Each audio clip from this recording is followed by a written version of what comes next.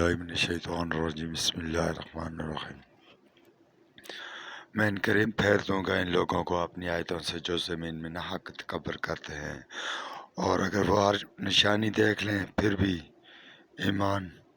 اس پر ایمان نہ لائیں گے، اور اگر ہدایت کا راستہ دیکھ لیں تو بھی اس راستے کو اختیار نہ کریں گے، اور اگر دیکھ لیں گمراہی کا راستہ تو اختیار کر لیں۔ یہ اس لیے ہے کہ انہوں نے ہماری آیات کو جھٹلایا اور وہ اس سے غافل تھے،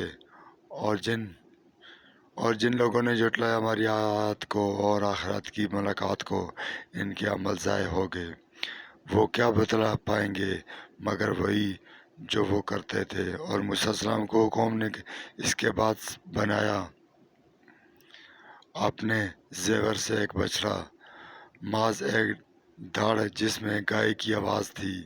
کیا انہوں نے نہ دیکھا کہ نہ وہ ان سے کلام کرتا ہے نہ انہیں دکھاتا ہے راستہ؟ انہوں نے ایسے معبود بنا لیا اور وہ ظالم تھے۔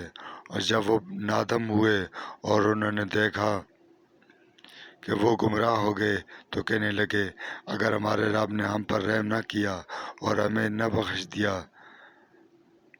دیا تو ہم ضرور ہو جائیں گے خسارہ پانے والوں میں سے۔ اور جب موسیٰ علیہ السلام لوٹا اپنی قوم کی طرف غصے میں بھرا ہوا، رنجیدہ، اس نے کہا، کس قدر بری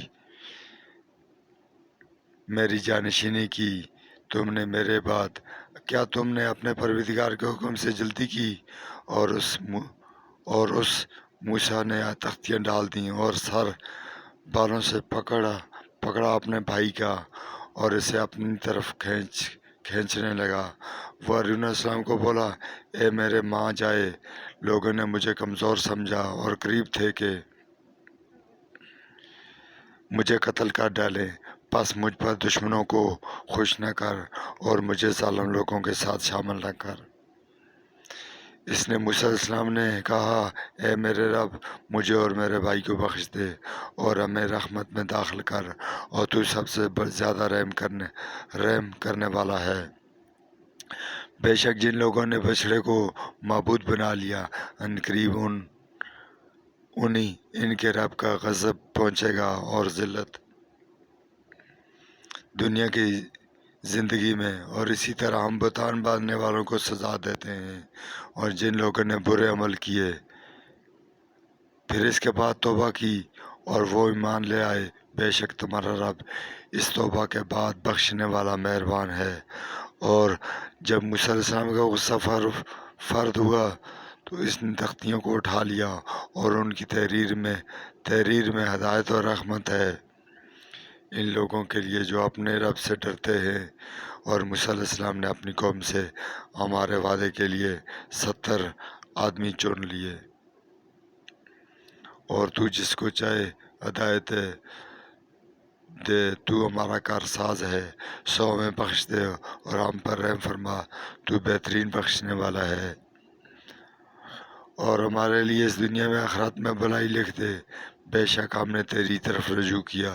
اس نے فرمایا، میں اپنا عذاب جس کو چاہوں دوں، اور میری رحمت ہر شے پر وسیع ہے، سو وہ ان قریب لکھ دوں گا ان کے لیے جو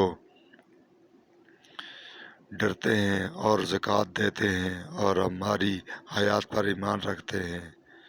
اور وہ لوگ جو پیروی کرتے ہیں ہمارے رسول محمد صلی اللہ علیہ وسلم نبی امی کی، جسے وہ لکھا ہوا پاتے ہیں اپنے پاس توریت میں اور انجیل میں، وہ انہیں حکم دیتا ہے بھلائی کا اور انہیں روکتا ہے برائی سے، اور ان کے لیے حلال کرتا ہے پاکیزہ چیزیں اور ان پر حرام کرتا ہے ناپاک چیزیں، اور اتارتا ہے ان کے سروں سے بوجھ اور ان کی گردنوں سے توق جو ان پر تھے۔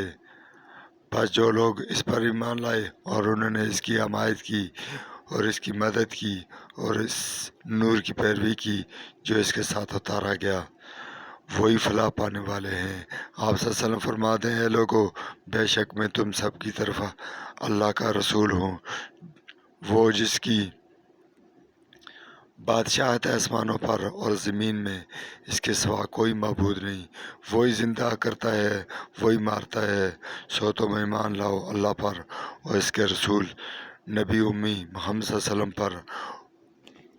جزاکم اللہ۔